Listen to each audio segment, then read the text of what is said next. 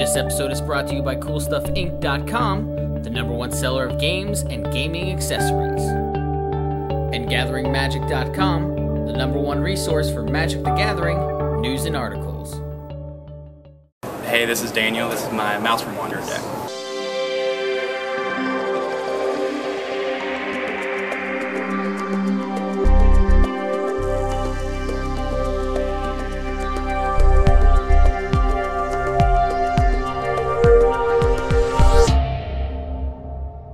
Maelstrom Wanderer, my commander.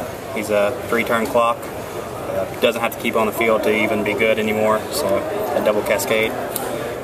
Basic lands, 3 basic mountains, 6 basic islands, and 7 basic forest.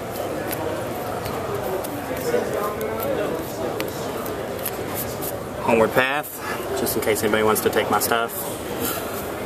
Kessig Wolf Run. Really lets my commander get over the top with adding trample or anything else that's big in this deck, which there's a lot of. Dust Bowl keeps other lands off the field that I don't want. It's recurable. Strip Mine, just a quick another land destruction.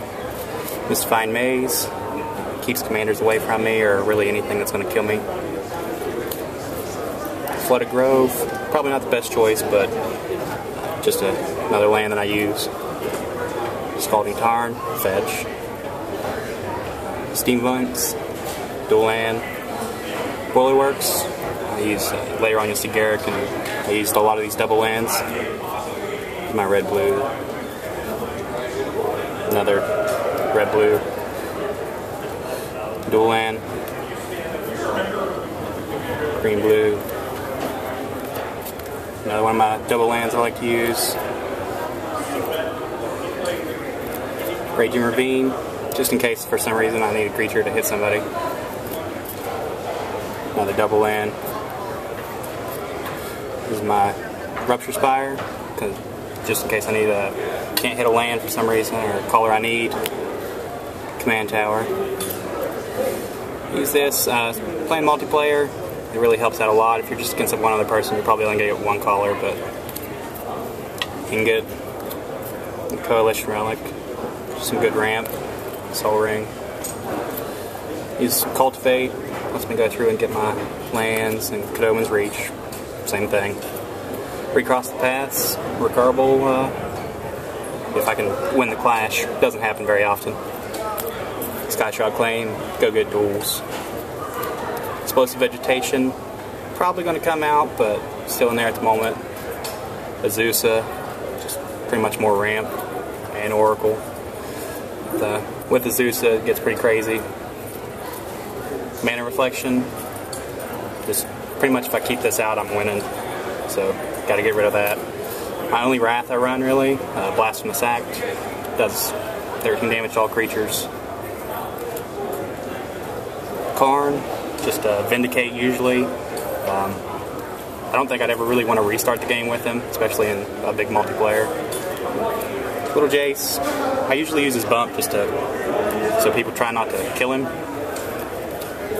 Garruk, like I said, get those double lands. Top, it's a staple. Crystal Ball and Top actually helped me a lot with Maelstrom Wanderer. I set my deck. Greaves, usually use those with my bigger creatures since Maelstrom Wanderer is already haste and everybody else, but if I don't have them on the field, Greaves help. My Graveyard Hate, Relic of Progenitus. Spell Twine, a lot of spells in here that I'd like to recast and usually want to cast yours too, so. Genesis Wave, really just digging down and getting huge creatures, especially if Mana Reflection or something's on the field. Tooth and Nail, go get to my big beaters later on. Usually don't cast it for just unless I'm going to entwine it. Reverberate, lets me recast any of my spells. Temporal Mastery, extra turn. Time Warp, another extra turn. Ancient Grudge, it's a recurable artifact destruction.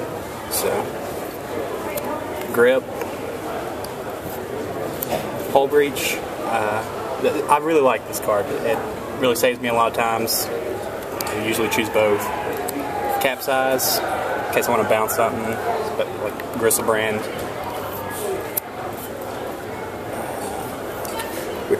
Reality Strobe.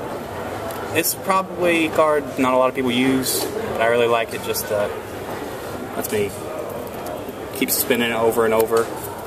Rite of Replication. Just really copy anything that's on the field. Coiling Oracle. Pretty much ramp or card draw. Same with Elder. Solemn, as always, he's just a staple. Fierce Empath. Lets me go get anything that costs 6 or more. My Brutalizer Exarch, just a tutor really. Sometimes I'll bounce other things if I don't want to see him on the field anymore. All Sun's Dawn, lets me get back to any of my cards that I really want.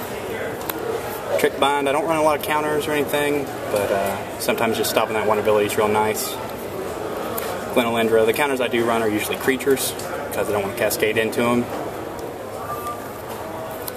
Draining Whelk, just a nice little counter, or something big when he comes out. Beast Within, a Vindicate that gives me a token. Spell Crumple, pretty much the only hard count I really run, and it tucks away Generals. Ancestral Visions, gives me card draw. Heuristic Study, more card draw. Factor Fiction, more card draw. Just depending on what I get here, and I can usually get a lot of spells back with Spell Twine. Brainstorm lets me help set my deck for Cascade and more card draw. Faithless Looting, really just cheap card draw. Consecrated Sphinx usually dies a turn after he comes out, but that's alright, gives me at least 2 cards most of the time. Charlotte's Agent, more Cascade to go with Maelstrom Wanderer. Bloodbraid Elf, more Cascade. And, Ethereum Horn Sorcerer. Just a lot of Cascade, a lot of good cards I can hit off a lot of this stuff.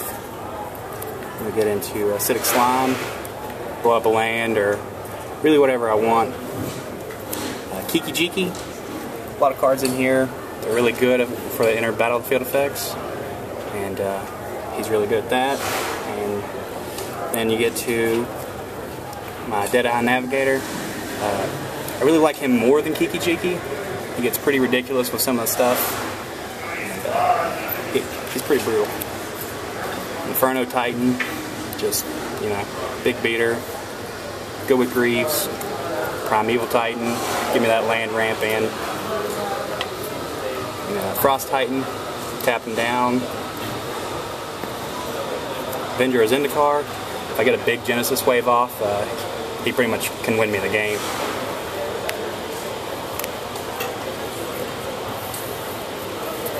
Woodfall Promise, again speaking with Deadeye Navigator, he's one that whenever he comes back in, it's just real nice. And then my favorite one, Craterhoof Behemoth. Once I start dropping him, and if I can get Navigator with him, then that's pretty much the table right there. So thanks for watching CMDR decks. Please subscribe and favorite.